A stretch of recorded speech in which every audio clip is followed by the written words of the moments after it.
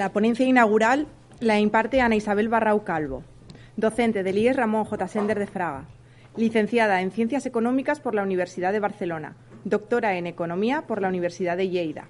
Además, tiene 5 años de experiencia como técnica de cooperación internacional en la Universidad de Lleida. Su ponencia lleva por título Aproximación conceptual a la economía social y solidaria.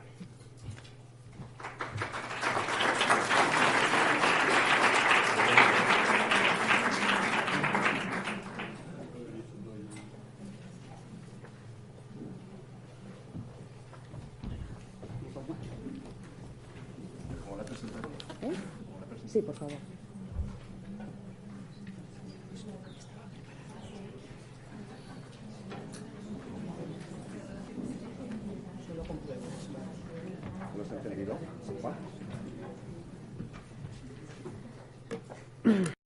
Bien, buenas tardes. En primer lugar, quiero agradecer a la organización de estas jornadas el hecho de haberme invitado a participar en ellas. Y, en segundo lugar, quiero manifestar mi alegría por ver que la economía social y solidaria, es un tema que interesa a muchos docentes, a muchos profesores y profesoras que estáis aquí presentes un viernes por la tarde y un sábado por la mañana. No obstante, ver a tanta gente desde aquí impresiona. Personalmente, la economía social y solidaria es un tema que empezó a interesarme hace muchos años, cuando me di cuenta que en numerosas de nuestras actividades económicas cotidianas existen numerosas contradicciones. Por ello, uno de los capítulos de mi tesis doctoral versó sobre este sector. Ello me permitió entrevistar a muchas personas que participan activamente del sector y me di cuenta de que son personas que intentan desarrollarse satisfactoriamente a través de sus trabajos y que, en mi opinión, realizan una misión, una labor encomiable. Mi presentación pretende fundamentalmente aproximarnos a la noción de la economía social y solidaria y al sector de la economía social y solidaria.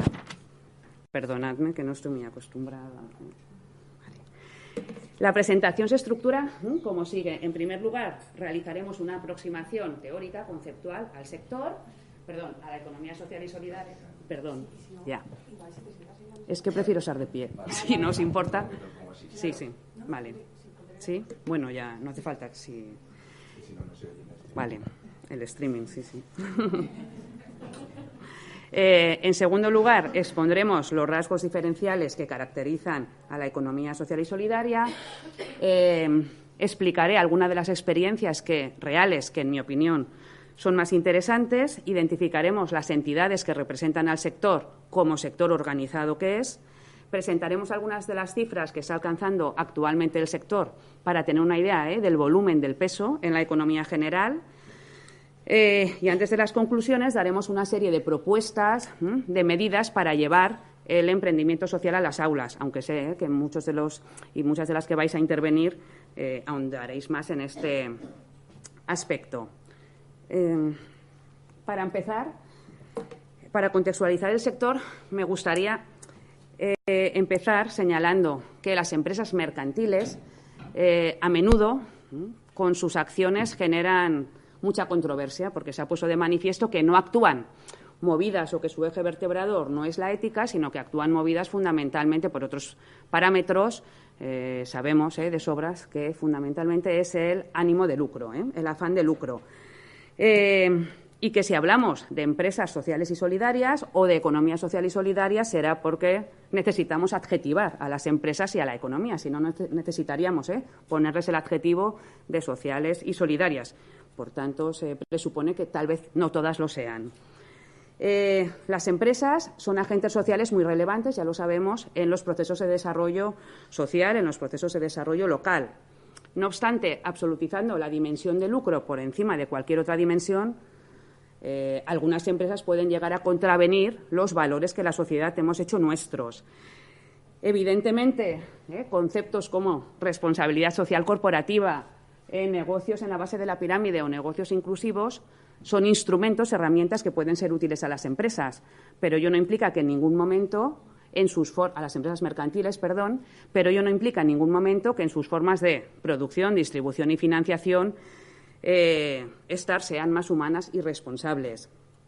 la economía social y solidaria, para acabar con la introducción, y por ende el emprendimiento social, no encaja ni en el paradigma de las empresas privadas del sector mercantil capitalista, ni en el de las empresas públicas del sector estatal, ni tampoco en el de las ONGs del llamado tercer sector. Bueno, en el tiempo que tenemos, que son 3/4 de hora, voy a intentar realizar una aproximación y conocer un poco más este sector y esta economía.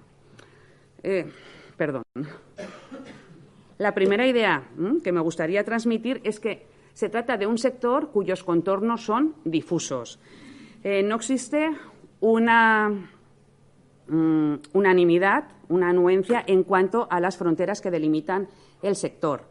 No obstante, veremos al final de la presentación que las entidades que forman parte del sector evidentemente comparten una misión y comparten unos rasgos de identidad que son inmanentes, por supuesto, al sector. ¿Por qué decimos que los contornos del sector son difusos? En primer lugar, porque hay una diversidad de locuciones.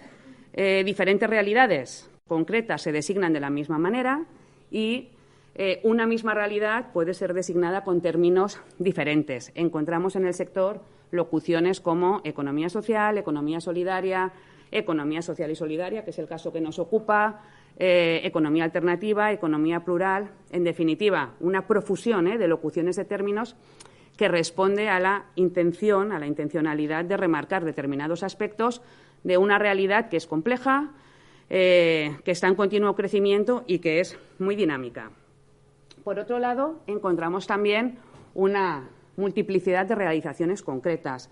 Dentro del sector operan, actúan empresas o iniciativas, hago aquí un paréntesis, para señalar que intentaré referirme a las empresas del sector como iniciativas socioempresariales o socioeconómicas, porque la mayoría de protagonistas que participan en el sector prefieren que así sea. No obstante, me será difícil mantener este criterio terminológico. Pues bien, como decía, dentro del sector hay grandes empresas, ¿ves?, o grandes iniciativas socioempresariales con presencia en varios países e iniciativas también socioempresariales muy pequeñas que ni siquiera tienen una forma jurídica determinada. No obstante, a pesar de la disparidad que acabamos de mencionar, existen fundamentalmente dos criterios para perimetrar al sector. El primero responde a una aproximación al sector desde las prácticas, desde las dinámicas operacionales del sector, el primero desde las formas jurídicas de las empresas que forman parte del mismo y el segundo desde las prácticas, desde sus dinámicas operacionales. Por tanto, podemos hablar de una aproximación híbrida entre tipos y prácticas. En cualquier caso, más allá de constricciones jurídicas y formales, la propia Ley Española de Economía Social, aprobada el año 2011, en su artículo 5, dice que, a pesar de que una iniciativa empresarial no tenga ninguna de las formas jurídicas, que ahora señalaremos cuáles son y que recoge la ley, a pesar de no tener ninguna de estas formas jurídicas, si en sus formas, en sus lógicas de actuación, en sus dinámicas operacionales, contemplan los principios, los parámetros de funcionamiento que la propia ley recoge, se considerarán entidades que forman parte del sector, porque, como creemos muchos y como la ley también recoge, el nombre no hace la cosa, y mucho menos en un sector como el de la economía social y solidaria. Apuntamos aquí algunas consideraciones previas que creo nos van a permitir asimilar la singularidad de este sector. El sector está formado en su mayoría por iniciativas que son realidades económicas no capitalistas. ¿Y por qué decimos esto? Pues porque consideran que la economía tiene como objetivo el sustento de la humanidad, la reproducción de la vida humana a través de la satisfacción de necesidades que pueden ser materiales e inmateriales y en un proceso de interacción e interdependencia con otras personas y con nuestro entorno, en un proceso siempre no crematístico. Así pues, el sector recupera el sentido originario de la economía, que, como todos y todas sabemos, no es otro que ver cómo gestionamos los recursos, nos relacionamos con el entorno para satisfacer nuestras necesidades. Por ello, podemos decir que las iniciativas del sector permiten transitar hacia otro modelo económico y medioambientalmente más equitable y responsable, ya que se ha puesto a menudo de manifiesto que los mecanismos basados en el mercado y los mecanismos basados en la intervención estatal a menudo son insuficientes para lograr tal objetivo. Por todo ello, podemos decir que se trata de una economía que está al servicio de la transformación del cambio social y desde sus orígenes, aquí no nos podemos entretener por el tiempo limitado que tenemos en hablar de los orígenes de este sector, de este tipo de economía, pero desde sus orígenes la lógica de funcionamiento de estas entidades ha variado muy poco. En su mayoría, estas iniciativas continúan teniendo dos dimensiones. La primera de ellas es una dimensión socioeconómica que responde a la avidez de los trabajadores y trabajadoras de mejorar sus condiciones materiales de vida. Y la segunda responde a una dimensión sociocultural que recoge la conciencia de una identidad colectiva. Podemos, después de estas consideraciones previas, definir, no me gusta mucho dar definiciones, pero siempre sirven para desgranar determinados elementos, determinados aspectos de la definición que nos pueden interesar. De definiciones, evidente, hay muchas, pero yo he recogido esta, que es la que más me gusta, porque creo que es una de las más completas. La economía social y solidaria es el conjunto de prácticas socioeconómicas basadas en la democratización de la economía, la autogestión del trabajo, la priorización de las personas por encima del capital, la cooperación y la sostenibilidad de la vida. Estas prácticas socioeconómicas fundamentalmente se vertebran a partir de unos valores y unos principios éticos, que es el principal rasgo singular, inmanente al sector. Y de esa definición ahora solo me interesa destacar que se trata de sociedades de personas, no de capital.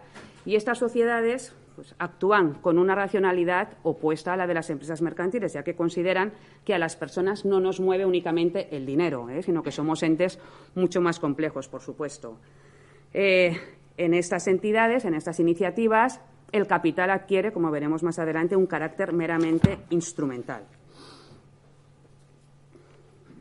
Uno de los objetivos fundamentales, ya que tenemos la exposición aquí fuera, del sector de la economía social y solidaria es construir mercado social. ¿Y qué es el mercado social? Pues lo podemos definir como tenéis aquí. Es una red de producción, distribución, consumo y financiación de bienes y servicios que funciona con criterios democráticos, ecológicos y solidarios, constituidos tanto por empresas sociales como por consumidores colectivos o individuales. Esta red, este mercado social, se basa fundamentalmente en el principio de la intercooperación como alternativa a la competencia a la hora de operar en el mercado. Es decir, se trata de construir redes, de construir lazos que hagan este mercado social cada vez más grande.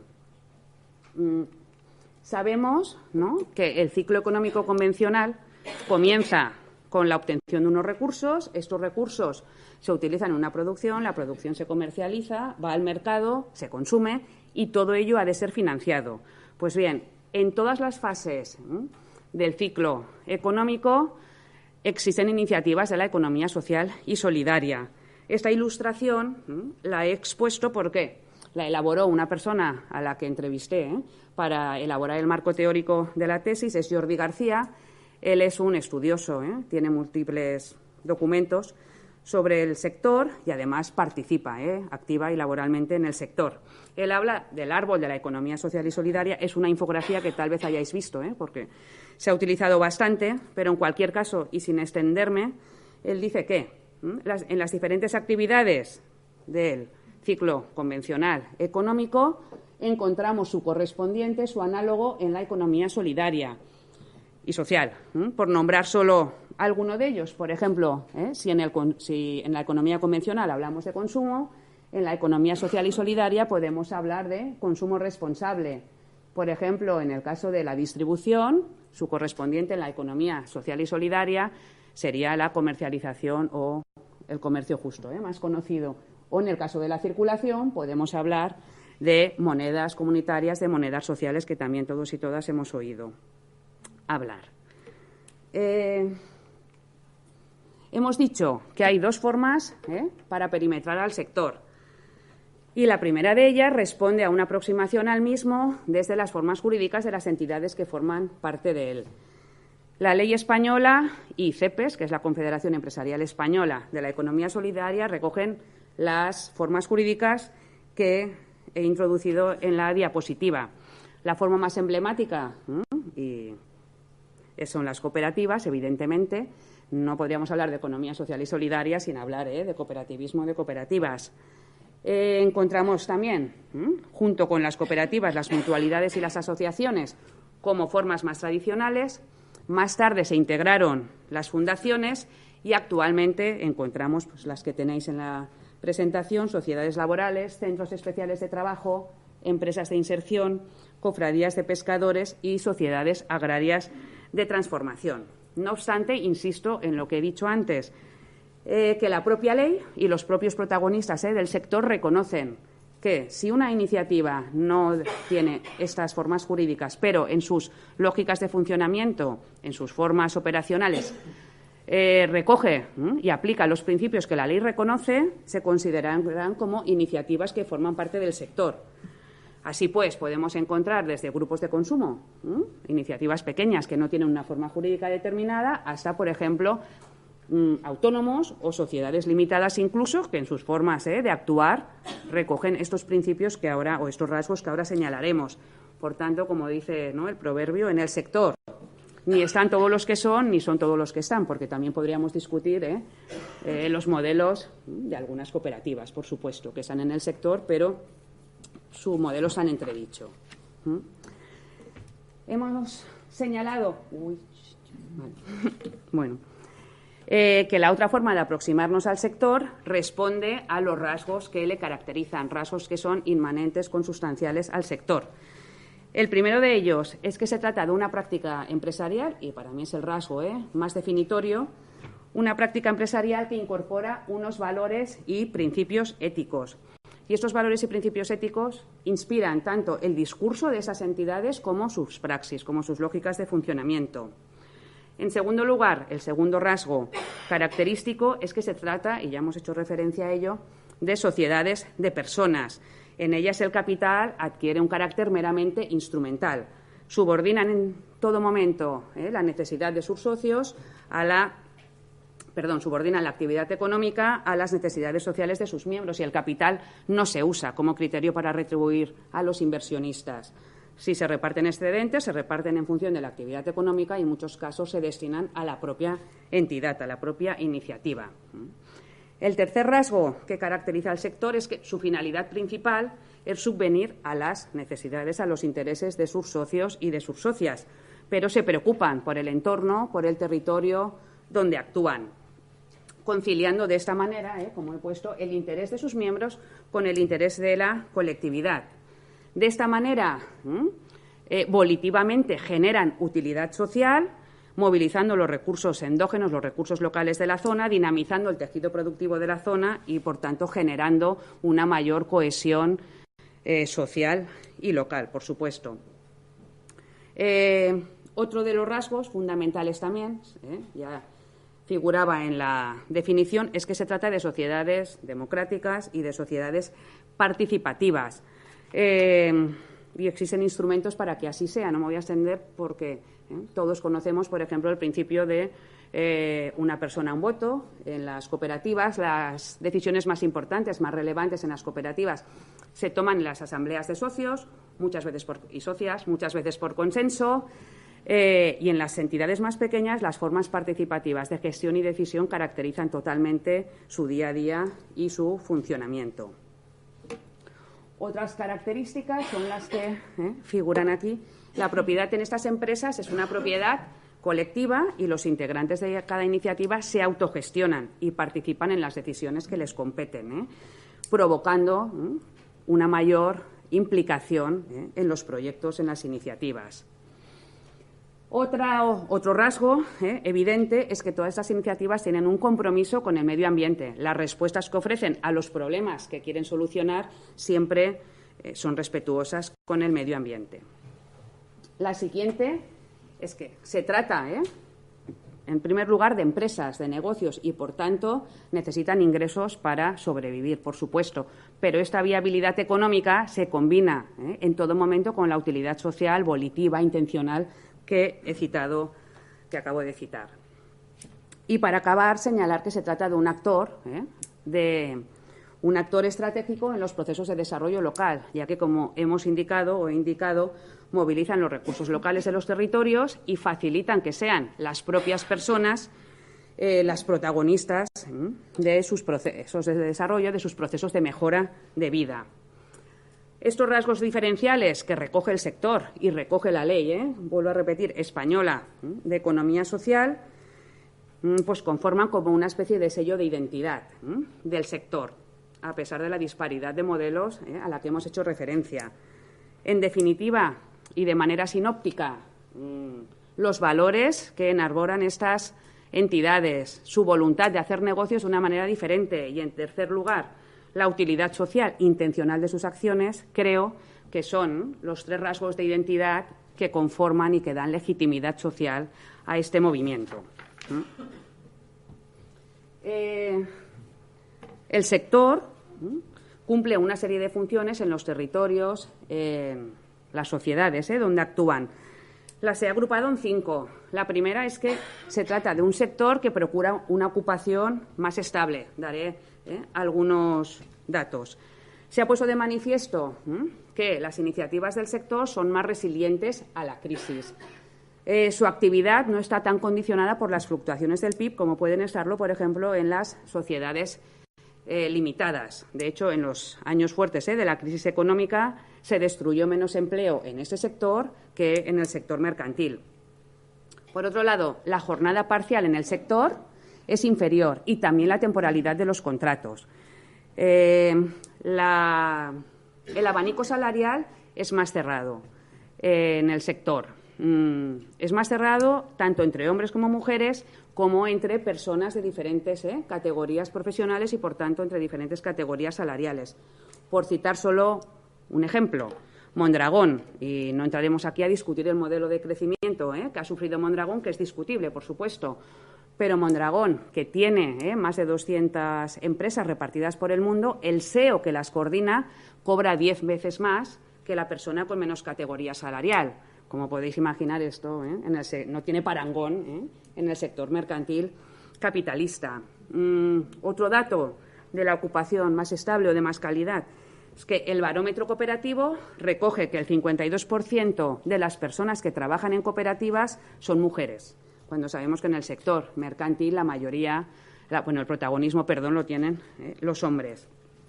No obstante, en el sector no existe la paridad, existe el techo de cristal. El 39% de los cargos de responsabilidad son ocupados por mujeres y el 90% de los derechos de conciliación también los ejercen las mujeres. Por tanto, se está lejos también de la paridad. La segunda función del sector es que, creo, contribuye a fomentar el debate sobre temas incluso antes de que lo haga el sector público o el sector mercantil, temas como pueden ser la banca ética, la energía limpia, el medio ambiente, etcétera. En tercer lugar, o la tercera función, creo que son ya lo he dicho, son un actor estratégico en los procesos de desarrollo regional y local. Por citar solo un ejemplo, en Quebec, el sector de la economía social y solidaria es considerado un actor de primer orden en cuanto al diseño y a la implementación de las estrategias de desarrollo locales y regionales. Y, de hecho, en Quebec el propio sector genera más puestos de trabajo que el sector público. Por tanto, las entidades locales y las entidades regionales lo tienen siempre presente a la hora de diseñar sus políticas de desarrollo.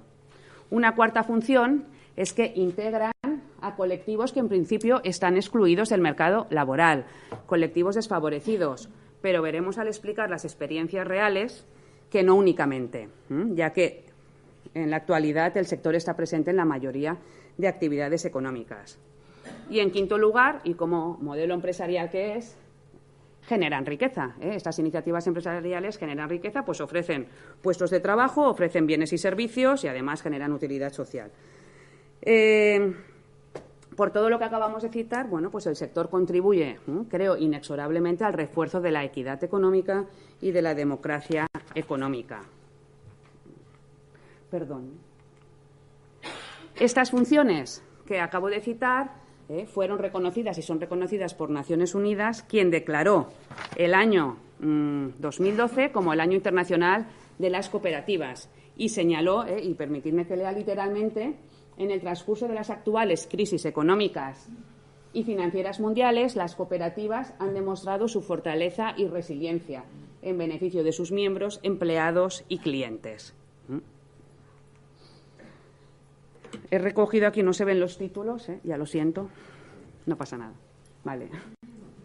En esta tabla he recogido los principales valores y principios que el sector de la economía social y solidaria ha hecho suyos. No los listaré por la limitación del tiempo, pero simplemente señalar que entre estos valores y principios hay algunos que son valores nucleares, como pueden ser la dignidad humana, la libertad, la igualdad, la solidaridad, la justicia social y la equidad, y otros son valores que podemos considerar secundarios por su carácter más práctico. Pero, en cualquier caso, quiero llamar la atención sobre el hecho de que son valores que están interrelacionados. Unos no pueden ejecutarse sin la ejecución de los otros. Y ya hemos explicado, por ejemplo, cómo el sector intenta garantizar la igualdad y la participación.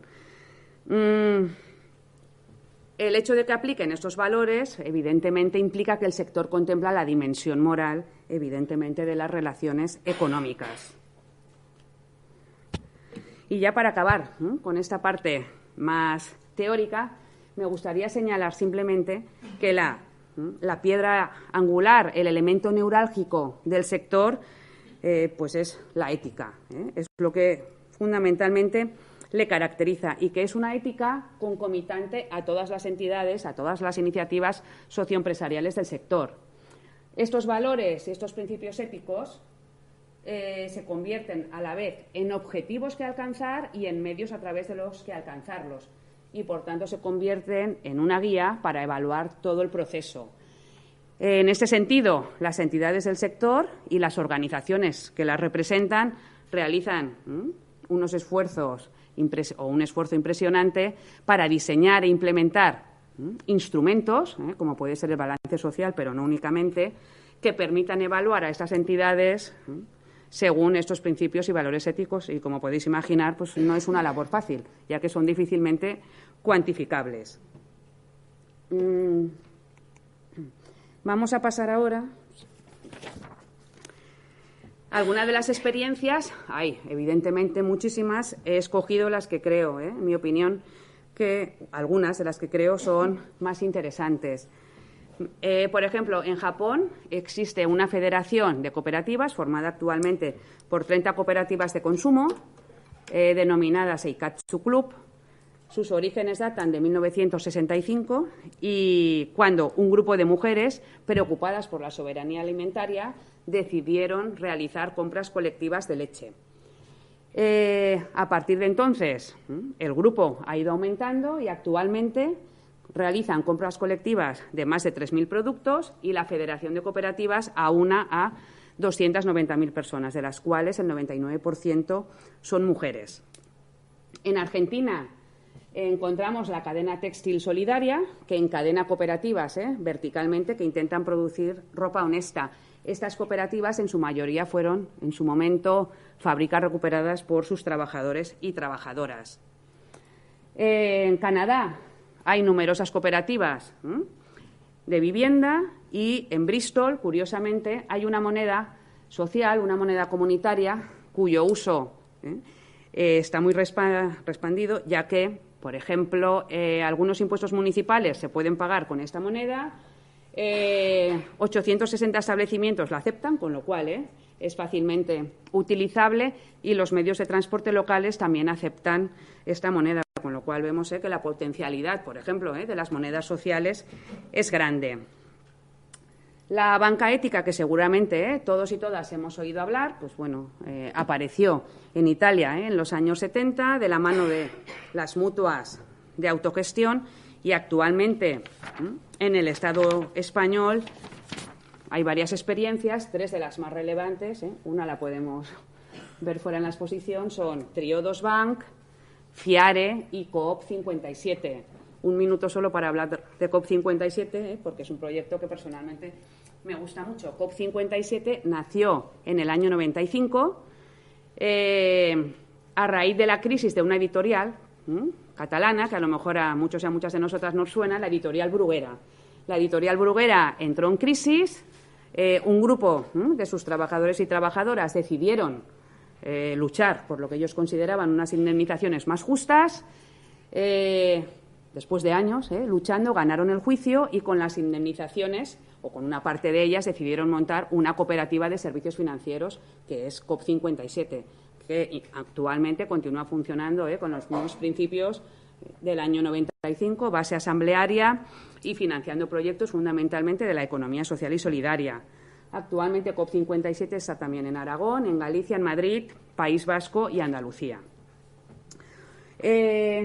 Otro proyecto que me gusta muchísimo es La Olivera. La Olivera es una cooperativa que opera desde los años 70 en el interior de Cataluña. Ocupa a más de 70 personas con diferentes grados de discapacidad y actualmente produce 17 tipos de vino y 5 tipos de aceite. Y, bueno, los entrevisté para la realización de mi tesis y creo que continúan siendo fieles a los principios con los que fundaron en los años 70 la cooperativa. La Veloz Ecomensajería es una empresa, para que veáis que el sector está presente en muchísimos. La economía social y solidaria está presente en muchísimos sectores.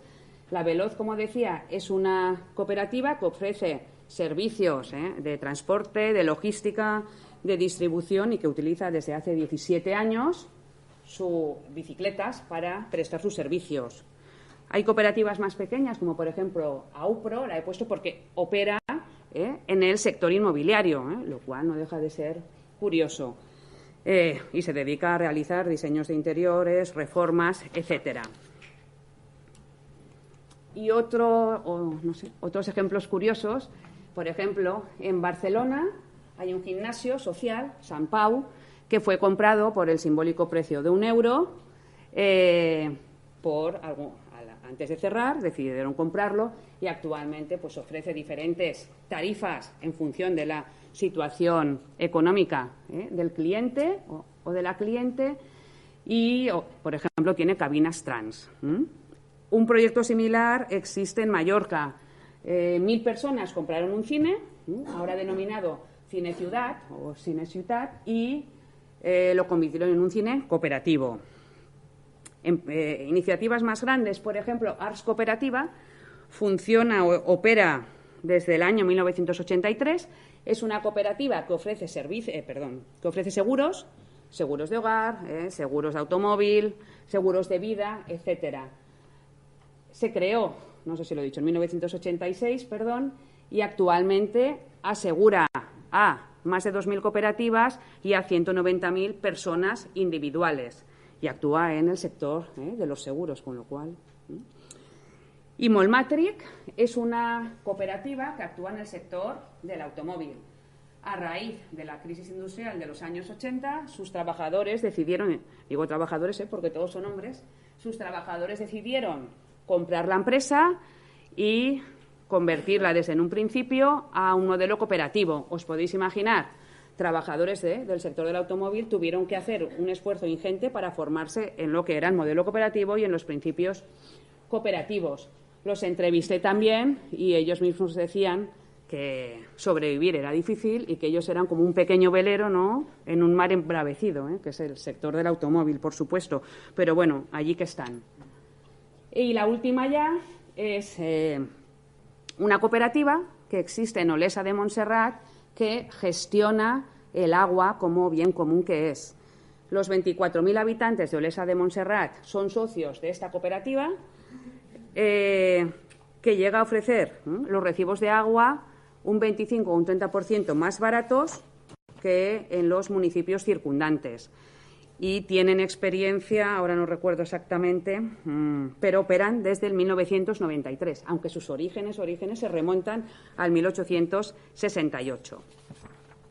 Otras experiencias más pequeñas pues son, por ejemplo, casos como economías comunitarias, bancos de tiempo, redes de intercambio, grupos de crianza, etcétera.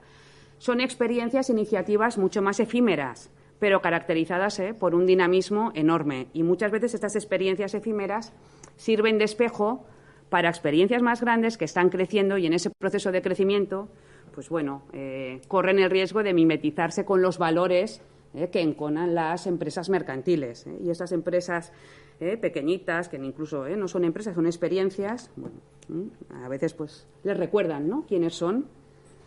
Vamos a ver ahora, pasamos al siguiente punto, de manera muy rápida, cuáles son las entidades que representan al sector. Ya lo he dicho en la introducción, el sector es un sector, por supuesto, que se organiza. He puesto aquí algunas, hay muchas más. Encontramos, por ejemplo, a nivel mundial a RIPES, que es una red mundial de redes continentales comprometidas con la promoción de la economía solidaria y que funciona desde 1997. En España encontramos REAS, la exposición que tenemos fuera es de REAS, es una red de redes de economía alternativa y solidaria. REAS agrupa a más de 500 iniciativas agrupadas en 14 redes territoriales. Evidentemente, en cada red territorial se llevan a cabo diferentes proyectos, cada una de ellas tiene su idiosincrasia propia. Os cito solo un proyecto en el país, por lo cercano a nosotros como docentes. En el País Vasco, un grupo de profesores y profesoras vinculados con REAS en el País Vasco ha editado un libro titulado Economía Solidaria para primero de bachillerato de Economía. CEPES es una institución mucho más formal, es la Confederación Empresarial Española de la Economía Social y es, evidentemente, la portavoz del sector en España. Sería como la patronal de la economía social y solidaria. En la Unión Europea, no lo he puesto en la diapositiva, existen múltiples iniciativas. Por citar solo una de ellas, existe el grupo GECES, que es el Grupo de Expertos en Emprendimiento Social. Elabora numerosos estudios sobre el tema. Y también el Comité Económico, Social y Social Europeo elabora estudios sobre el tema y actualmente ha creado, por ejemplo, una plataforma sobre economía circular. Por tanto, vemos que son temas que van calando en las instituciones públicas. A nivel más, existe también a nivel internacional, supongo que ya la conocéis, pues la Alianza Cooperativa Internacional, creada en el año 1895 en Londres a raíz del primer Congreso Cooperativo que se llevó a cabo. Y con una dimensión científica y académica encontramos a CIRIEC. CIRIEC, si me permitís que lea, es el Centro Internacional de Investigación e Información sobre la Economía Pública, Social y Cooperativa. En España está ubicado en Valencia. CIRIEC en España existe desde el año 1986, pero a nivel internacional desde 1947. Y en el año 2005 creó el Observatorio Español de la Economía Social, fuente impresionante de datos sobre el sector. Evidentemente, después, cada forma jurídica tiene sus confederaciones. Por ejemplo, COCETA es la Confederación de Cooperativas de Trabajo Asociado. Y así para todas las formas jurídicas y para todo tipo de entidades. Vamos a presentar ahora algunas de las cifras del sector. Evidentemente, lo que caracteriza al sector no son sus cifras, pero creo que las cifras nos dan una imagen del peso que está adquiriendo el sector y tal vez por ello las instituciones públicas demuestran un interés, un reconocimiento creciente hacia el mismo. De hecho, en julio de 2018, en Aragón empezó la tramitación sobre la Ley de Economía Social en Aragón.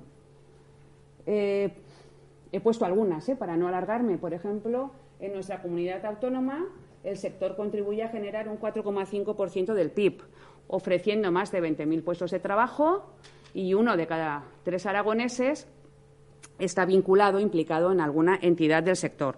Son datos extraídos del Observatorio Español y de CEPES. En España, el sector contribuye a generar el 10% del PIB español, ofrece más de 2.300.000 empleos directos e indirectos.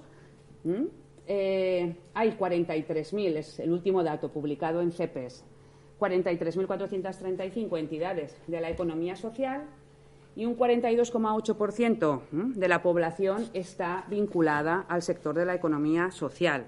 Por tanto, vemos que son cifras nada irrelevantes. Y en Europa genera el 7% del empleo remunerado, 4.700.000 personas trabajan en cooperativas, más del 50% de la ciudadanía europea está agrupada en alguna asociación y 2 millones de empresas de economía social. Y ya según datos del ACI, de la Alianza Cooperativa Internacional, 1 de cada 6 personas en el planeta son cooperativistas. Bueno, creo que son datos a tener en cuenta.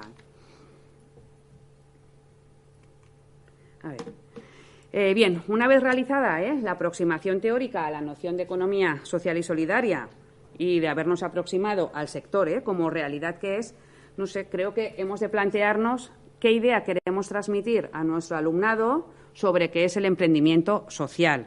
Sé que en otras charlas se andará mucho más sobre este tema.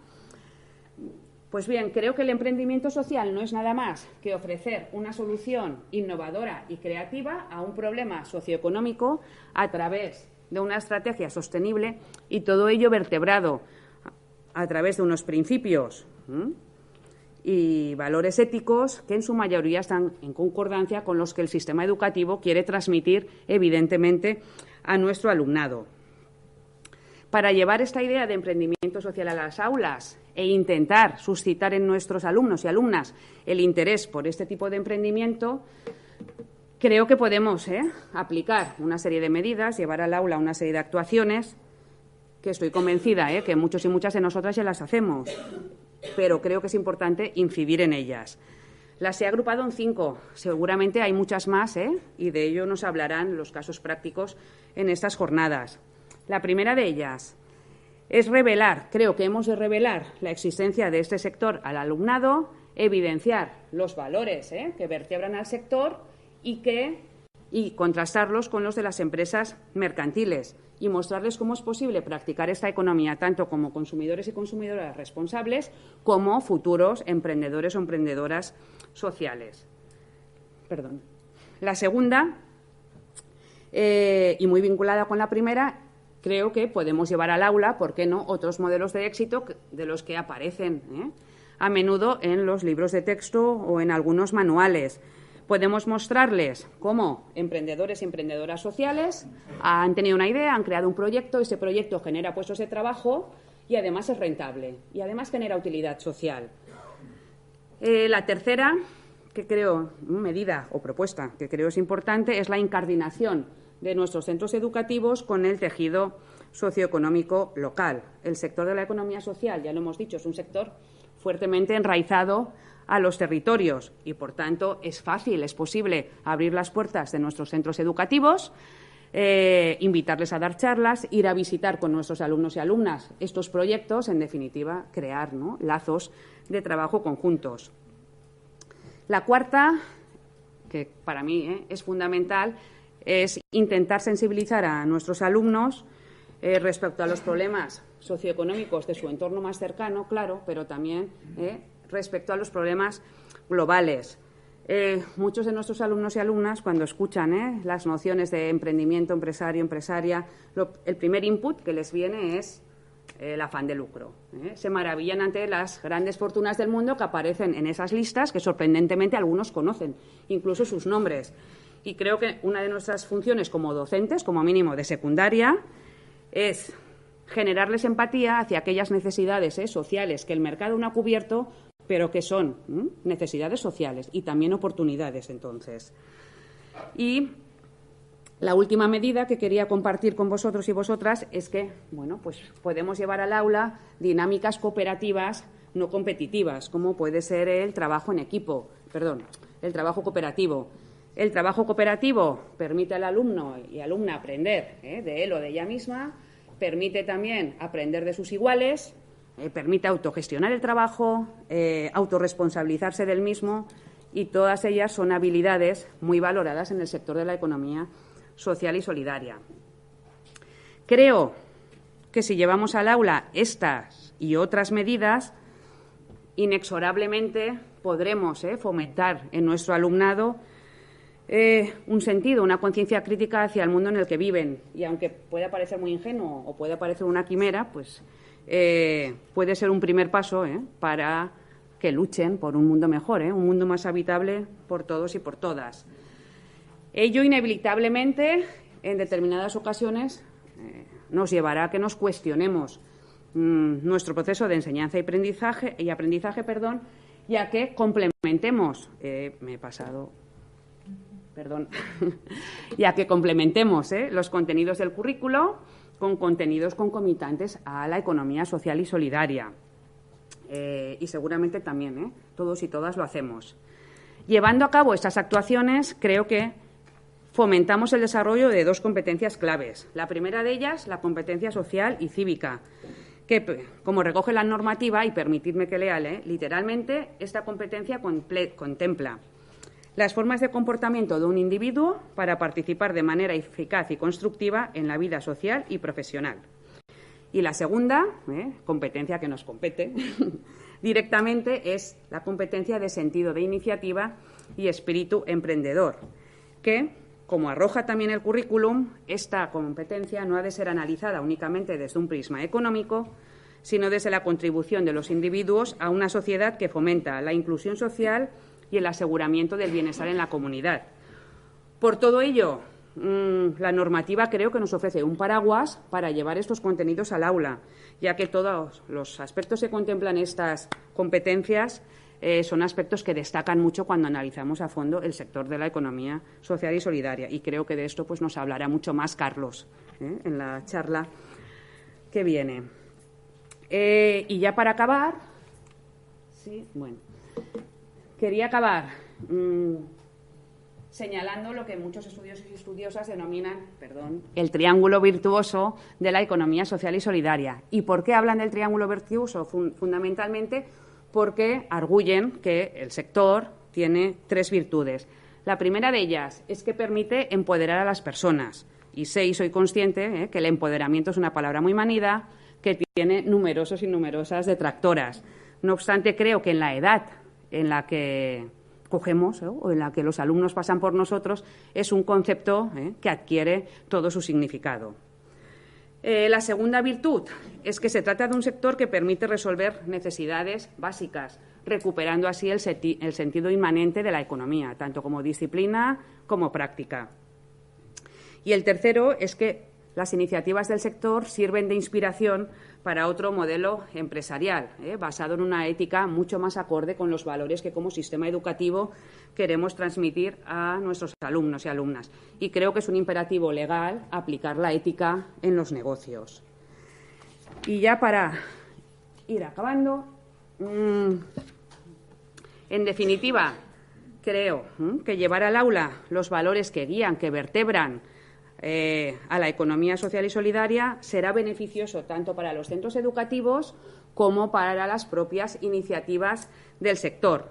Facilitar la sinapsis entre lo que entre lo que se viene llamando las fuerzas vivas del territorio, entre las cuales nos encontramos, por supuesto, los centros educativos y, por supuesto, las empresas sociales y solidarias, creo que facilitará o propiciará que nuestros alumnos y alumnas sean más responsables en sus quehaceres económicos cotidianos y que si en un futuro quieren emprender, lo hagan bajo el prisma del emprendimiento social, de la economía social.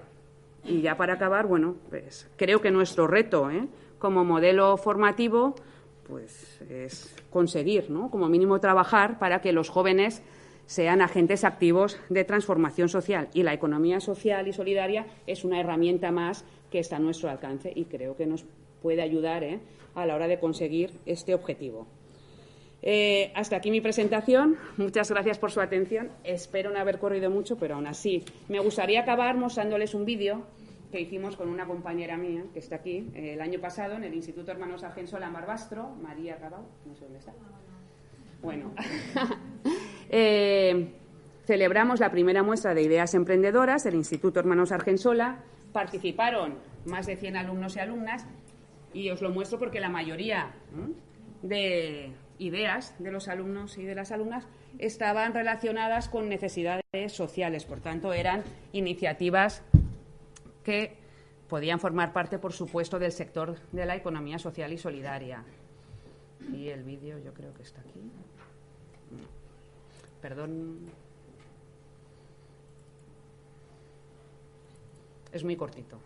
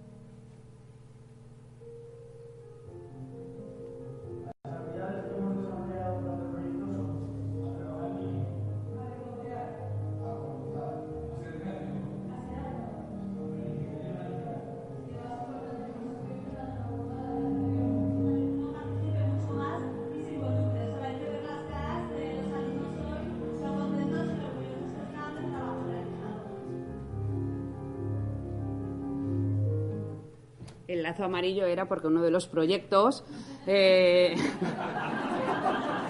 porque nadie se lo quiso poner, excepto María y yo, y 2 o 3 profesores más. Uno de los proyectos tenía como objetivo apoyar a los nenes y nenas con cáncer infantil. Y el amarillo y los chavales y chavalas decidieron, pero nadie quiso ponerse el lazo amarillo. Bueno, pues hasta aquí la presentación. No sé si os ha quedado claro, pero muchas gracias por vuestra atención.